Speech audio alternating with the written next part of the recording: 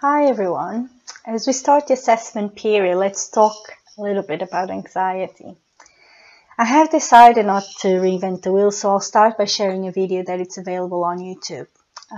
This video was created and narrated by Dr. Russ Harris, a world-renowned trainer of acceptance and commitment therapy. And then I'll suggest two very simple exercises that you can try for yourself, and you can try to integrate them in your routine to get the most benefit.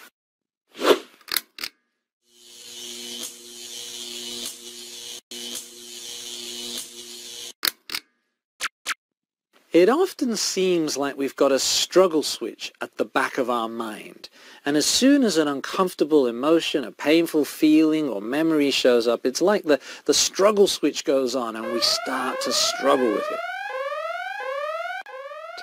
So let's suppose anxiety shows up, a very common painful emotion that we all get to experience. Anxiety shows up, the struggle switch goes on.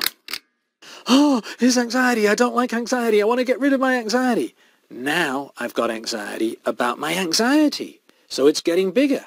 With the struggle switch on, I now get, oh, my anxiety's getting bigger. How do I get rid of my anxiety? Now I've got even more anxiety. With the struggle switch on, I may then get angry about my anxiety. Why is this anxiety keep showing up? I hate this anxiety.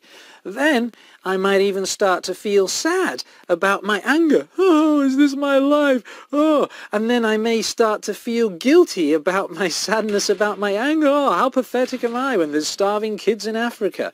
So with my struggle switch on, my emotions get amplified. I've now got guilt about my sadness, about my anger, about my anxiety, And that kind of amplification of emotions gives them more impact and influence over my life and often gets me bogged down or pulls me into self-defeating behaviors.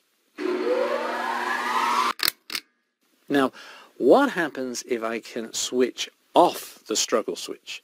With the struggle switch off, anxiety shows up, and it's not that I like it or want it or approve of it, it's just I'm not going to struggle with it.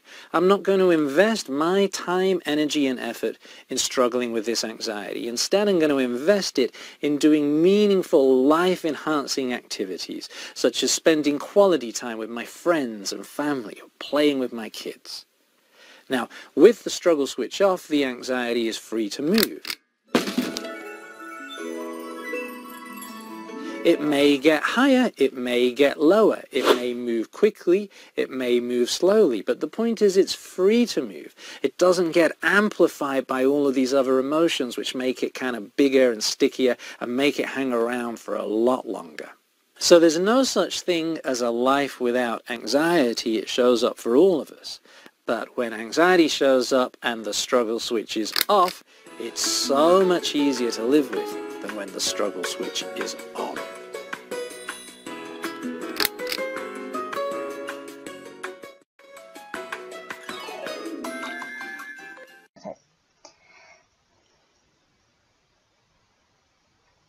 I hope you have enjoyed this video, and so now I'm just going to suggest two very simple exercises that you can try to switch off the struggle switch. And firstly, let's try a very simple breathing exercise. So find a comfortable posture and close your eyes if you like, and let's take a moment to connect with our breathing and engage in a soothing breathing. So sit back, close your eyes, and focus solely on your breathing.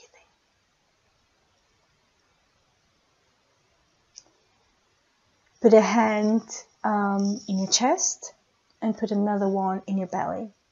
In this breathing exercise, I don't want you to breathe in your chest, I want you to breathe in your belly. So that's why it's very important to have one hand in your belly. And as you breathe in, you will feel your belly inflating. And as you breathe out, you'll feel your belly moving down. So we will start by taking a deep breath in 3 seconds through your nose, holding for 2 seconds, and then breathing out through your mouth in 4 seconds. So let's see if I can try to do this at the same time as I'm talking. So now, take a deep breath in 3 seconds through your nose. See your belly inflating. Hold for 2 seconds and exhale through your mouth in 4 seconds as you feel your belly moving down. Let's try again. So, a deep breath through your nose in 3 seconds. Hold for 2 seconds and exhale through your mouth in 4 seconds as you see your belly moving down. And again.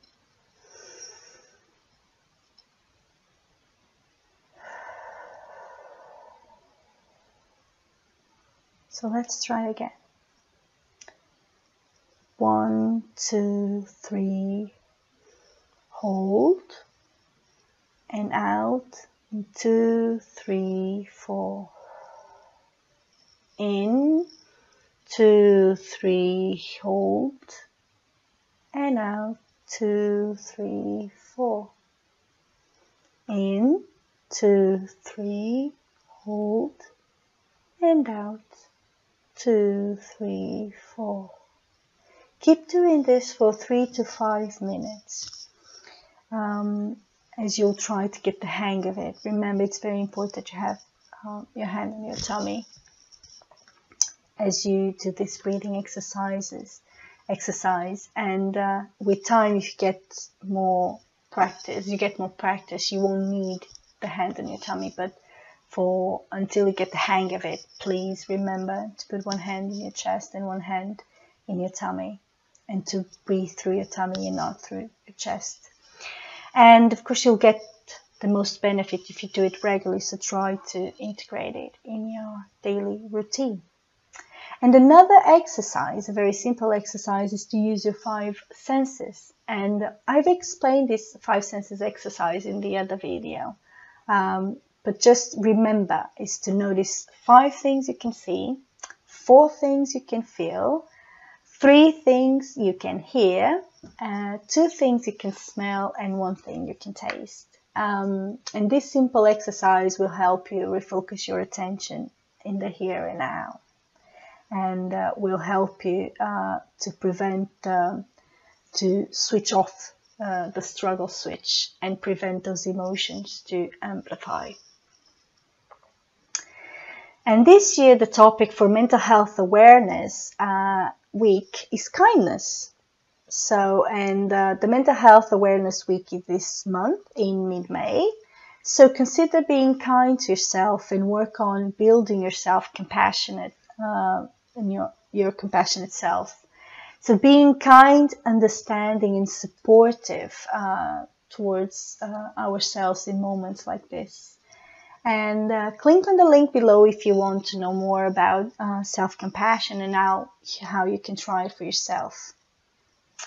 Before finishing, I just want to remind you the main steps to promote mental health and well-being. So first of all, it's okay not to be okay. It's normal to feel anxious, sad, distressed, worried, confused, angry, scared during a crisis. It is important that you keep socially connected. We need to be physically distant, but we can be emotionally connected.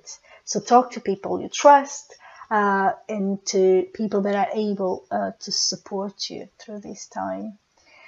Remember to maintain a healthy lifestyle by eating a healthy diet, sleeping, doing some exercise, and keeping in touch with your loved ones. If you feel that at some point, if you feel that it's too much to bear and you're not coping, just talk to your personal tutor or to me as your senior tutor or to the well-being team at the college, or contact your GP. And if you need out-of-hours support, consider contacting Samaritans or the mental health crisis helpline. And it's very important to reduce the time you spend reading or watching the news. And it's also very important that you only use credible sources to get this information, like, for example, the World Health Organization website. It is important, of course, to keep up to date with new developments, but it can be hard to switch off from the constant stream of news in the media. So reduce the time you spend hearing, reading, or watching the news. You can actually think about just a specific time in the day that you'll dedicate to watch the news, and that's it. And also think about strategies that you found useful in the past to overcome life adversities, and thinking how you can apply them to the current situation. And most importantly, don't forget to practice self-care. Find the time for some strategies that you can put in place that are within your control, and that will help you unwind and soothe yourself at these stressful times. And there are several activities that you can do: reading, listening to music, exercise, a hot drink, 5 minutes of fresh air, breathing exercises just like the one we saw in this video, or relaxation, meditation exercises, baking or cooking, arts and crafts, painting, coloring, mandalas. So remember, there isn't a one-size-fits-all solution, and there are several skills and several activities that are helpful. So just I think the key is to try to find what works for us, and don't forget to take care of ourselves and to be kind to ourselves. Bye.